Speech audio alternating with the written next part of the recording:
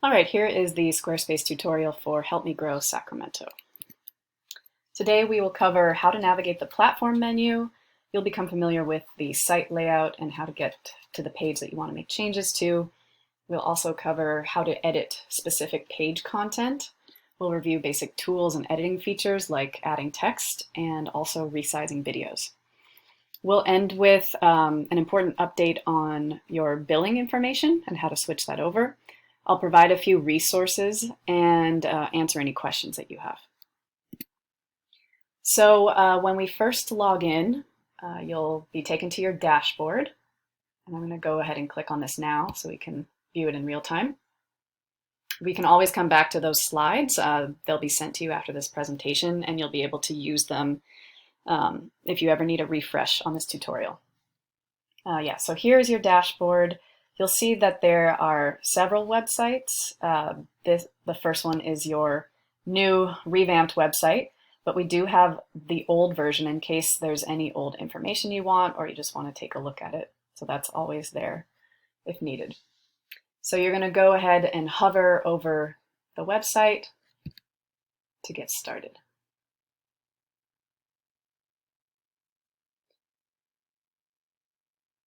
From here, you'll see the left-hand menu with everything that you may need to make edits to your site.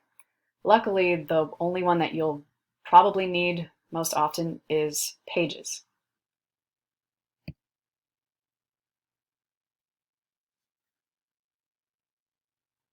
So click on pages. So here are all the pages in your website. You'll see it's under main navigation. We have home. It has a little home house icon, so you know that that is the home page. Developmental screenings, family resources, our partners. You'll see that ACES is a folder instead of a page icon, and that's how you know that it's actually a drop down, so that when people hover over the word ACES in the menu, they have all 3 pages. So you would click on each one individually to edit it. We have About Us, and then we have the Spanish homepage. If you scroll down, you'll also see all of the Spanish pages that are identical to the English. They're under the heading Not Linked, because if they were in the main navigation, they would show up in our menu. So that's just kind of a back-end design element that we needed to use in order to separate the two versions of the website. But in the same way that you would click on a page in the English version to edit it, you would click on a Spanish page to edit it as well. So that is something to keep in mind. If you make a change in English and you want it to also be reflected in the Spanish page, you will need to duplicate that change just in the Spanish version of the page. So let's look at an example of making an edit. We can make an edit to the home page. We're already, as you can see, we're already on the home page. And then you will click this edit button at the top. And just when you're getting familiar, you can kind of scroll around and see that as your mouse hovers over different aspects of the website, it automatically prompts you to make different edits. So you can see if you hover over the menu, it will prompt you to edit the site header. If you hover over a text box, it will prompt you to edit that. So, and it's very simple. You would just kind of double click to get into the text box, and then you can edit from there. Then this extra menu pops up if you were changing how the text is presented, if you want to make it bold, italic, if you want to add a link to the text, turn it into a quote. That's just a formatting change. You can make a list with numbers, a list with bullet points. You can change the indent. But I think mainly what you would be making changes to would just be perhaps the text itself. So that's easy to just kind of double click and edit. You can see that if you hover over other features of the page, for example, a button, the little edit pencil icon comes up. Be careful not to hit delete. So definitely go slowly. There's not a simple undo with Squarespace, unfortunately. So it's much easier if you go slowly rather than accidentally deleting something and having to then recreate it. But you would just click the pencil button and you'll see, so screen your child today is what the text is on the button. You can change that. And then you can go into links by hitting the settings, and you could change what it links to. You'll see that it currently links to a specific page, so you can link it to a different page. You could link it to a website address that's not within the Help Me Grow website. You could link it to a file, an email, all of that type of thing. So yeah, just get familiar hovering around, because you'll see that as you hover, that will affect what it prompts you to edit. Also, you probably won't need to ever use the this section of tools on the far right, because this edits the overall section. You see how there's section headers? Clicking that will make changes to this whole area, and that's probably something you don't want to do. So again, if you clicked the trash can, that would delete this whole thing, and you would have to do that from scratch. So make sure that you are within one of these blue boxes, and then you can easily edit the text that you're looking to make changes to. Once you're done making edits, be sure that you go and click Done at the top, and that will save any changes you've made. So you can just click around to the different pages until you get to what you're looking to edit. Also, you'll see that your menu looks like it's in 2 lines. That's just because we have this, that's just how it looks in the Squarespace backend. But if you were to click this arrow, it grows to the full size. So next we can look at editing a video. Let's see which page we have a video on. There's one here. Yeah. Okay. So under additional resources, we have this development video. Again, click edit at the top. And again, you'll hover over to make sure you're editing the video. Click the pencil icon. You can change the video URL here. One thing to note is that the video must be either uploaded to YouTube or Vimeo for it to function. You can add a custom thumbnail, you can add a caption, and that's the extent of editing the video. To resize, you'll want, it's a little bit more nuanced, and you kind of have to hover around the page until it gives you the icon we're looking for. It can be a little finicky. You can click and drag. Sometimes that helps. Here, there it is. So it can be difficult to get the resizing icon, which you can see are the 2 arrows on either side of the line. And once you do that, you click and drag to resize the video. And you can also resize images. You can't resize a button with that same technique. To resize a button, you would actually go into design and make it small, medium, or large. You can also align it left, center, or right.